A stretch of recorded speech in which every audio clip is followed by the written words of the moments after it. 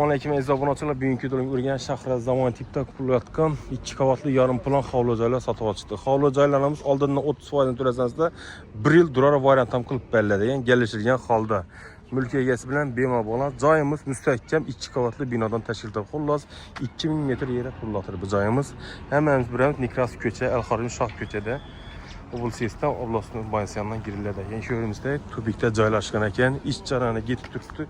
Abunəçilərimiz görüşləri mümkün.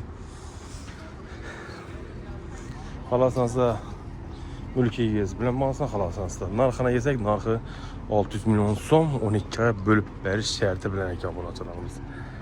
Yəni görüşləri mümkün.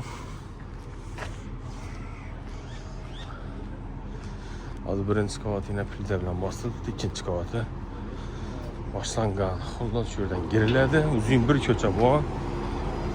Yine cayımız acayip bir xullas görüşlərini ki, bağında bir onca, tamamında bir onca çərək abunəçilərimiz nəsə hazır ustala xalaq vermək 13 əsası liniyəsə gəlirdi, ötə dolu liniyəsi.